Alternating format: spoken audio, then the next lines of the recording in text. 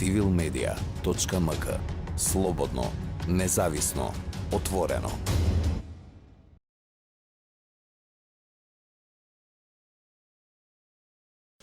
Украинскиот председател Володимир Зеленски не се предава и води војна против Русија.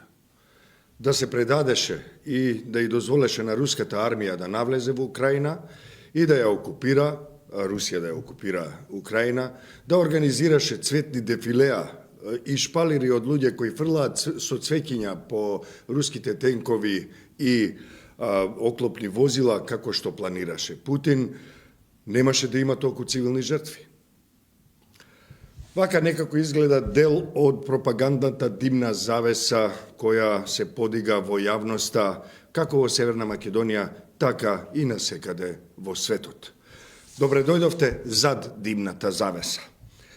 Цивил ги растерува облаците од дезинформациите и пропагандата и ви ги представува фактите на реалноста, таква каква што е, колку што е можно во овие тешки конфликтни времиња во кои вистината е првата жртва на боиштето, како политичкото, така и во воена смисла на зборот.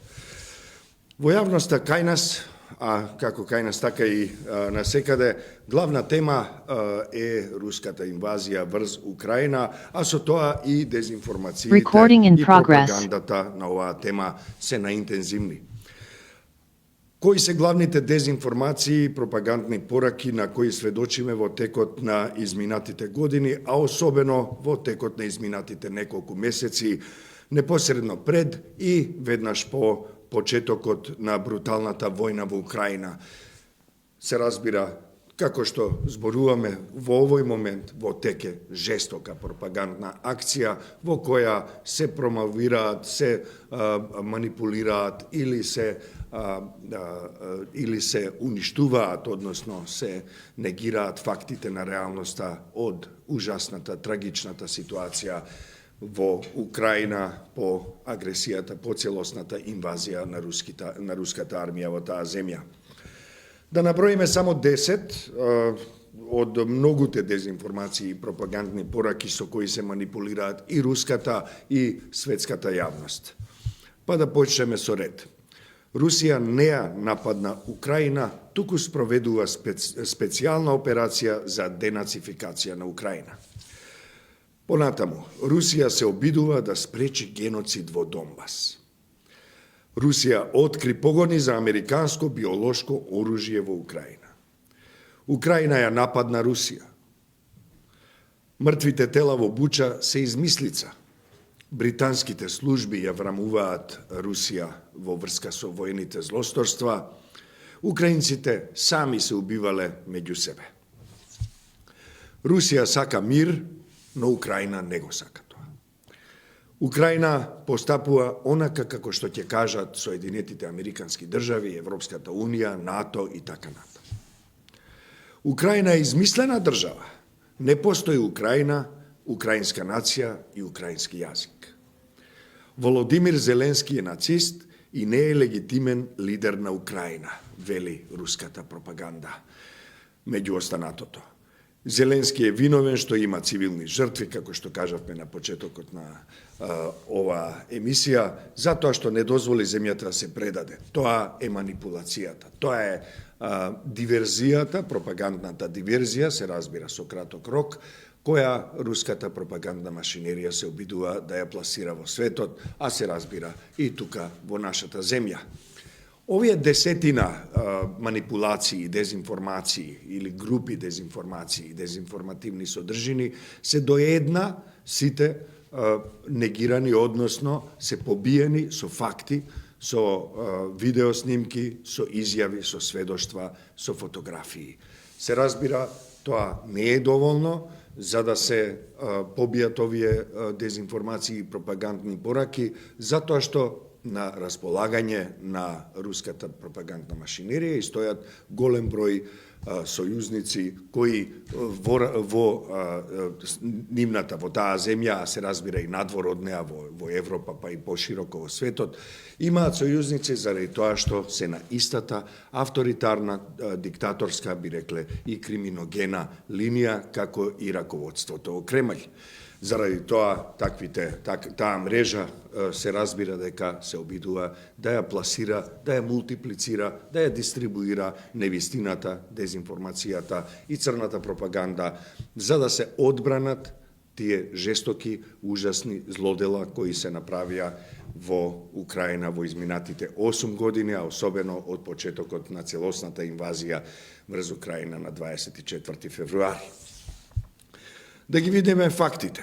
Само еден дел, нема да одиме во побивање на сите 10 точки на дезинформациите, се разбира во оваа емисија, односно на оваа панел дискусија ќе учествуваат и неколку мои колешки и колеги кои ќе донесат мноштво од други содржини, меѓутоа еве да се обидам и јас во овој дел да изложам неколку факти. Русија ја нападна Украина со цел да ја окупира. При тоа треба цело време да се има предвид дека војната започна од 2014 година со окупација на полуостровот Крим и областите Донецк и Луганск. За време на нападот и окупацијата на делови од Украина од 2014 година до почетокот на целосната инвазија на 24 февруари годинава загинаа близу 14.000 луѓе. Русија го помогна формирањето и ги вооружи паравоените формации во областа Донецк и другите области кои ги држи под окупација, каде што најбројна е така наречената Руска православна армија. Не може да се говори за геноцид во Донецк, бидејќи тоа е целосно апсурдно тврдење, особено затоа што Донецк е под контрола на сепаратистичките сили, односно на русите.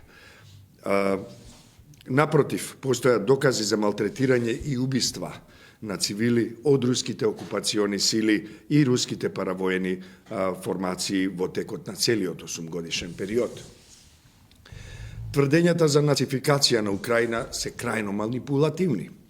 Во Украина, како и во многу други земји во Европа, па и во светот, вклучително и во Русија, има неонацистички групи, а некои од нив се организирани дури и во политички партии, со отворен или прикриен неонацистички политички статус, односно платформа.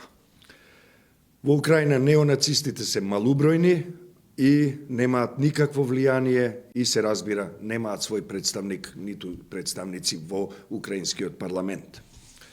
Володимир Зеленски е по потекло евреин, а дел од неговите предци настрадале во Холокаустот. Тој не може да биде неонацист дури и да сака. Власта во Украина Зеленски ја освои во 2019 година со 72,23% од гласовите на слободни и демократски избори. 72,23% од сите гласови што беа ставени во гласачките кутии во Украина во 2019 година. Да повториме, нели? Една од неговите програмски определби беше и мирно решавање на конфликтот со Русија. Од првиот ден во својот кабинет Зеленски се залага за мировни решенија и за диалог со Путин. Додека целиот свет, медиумите и организациите за човекови права, како Amnesty International, Human Rights Watch, ОПСЕ и низа други, сведочат за ужасните страдања на цивилното население од руската војска, која убива деца, систематски силува жени, девојчиња, а во еден случај и силување на бебе, што и самиот руски војник, сторител на злоделото, го снимил и го покажувал наоколу, руската пропаганда зборува за наместени сцени или дека украинците самите убивале цивили. Наспроти сите дезинформации и пропагандни пораки, сепак постојат факти и докази кои тие манипулации, тие дезинформации во целост ги побиваат.